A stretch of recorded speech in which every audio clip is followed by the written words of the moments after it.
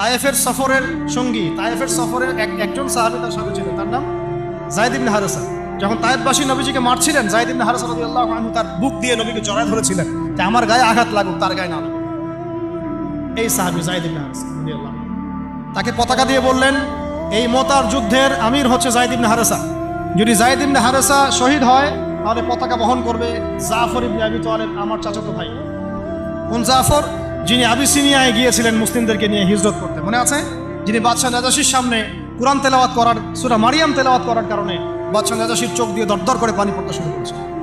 ওই বাদশাহ নাজাশিও পরে ইসলাম কবুল করেছে, আলহামদুলিল্লাহ। জাফর রাদিয়াল্লাহু আনহু পতাকা বহন করবে যদি যায়েদ ইবনে হারেসা শহীদ হয়।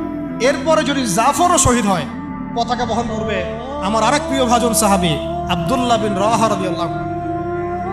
আব্দুল্লাহ বিন রাওয়াহা রাদিয়াল্লাহু আনহু, যাকে যে কোনো মুহূর্তে যদি বলতেন ইসলাম নিয়ে একটা শের বলেন, একটা কবিতা বলেন, ইনস্ট্যান্ট তিনি শের বলে ফেলতে পারতেন। এত সুন্দর, এত উন্নত কাব্য প্রতিভা ছিল তার মধ্যে। এই নষ্ট সংস্কৃতি না, তাদের সংস্কৃতি ছিল একেবারে খাঁটি তাওহীদের সংস্কৃতি।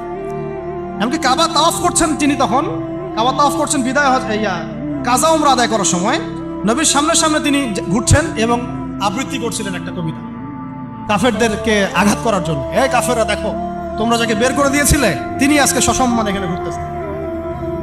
ওমর রাদিয়াল্লাহু আনহু বলছিলেন যে কাবা তাওয়াফ করার সময় তুমি এগুলো বলছো?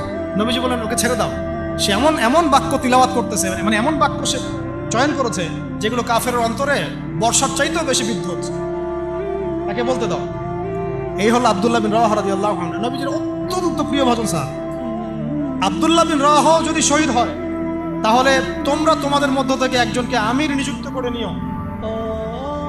সাহাবীরা বুঝে ফেললেন এই সফরে আমরা তিনজনে শহীদ হতে যাচ্ছি, কারণ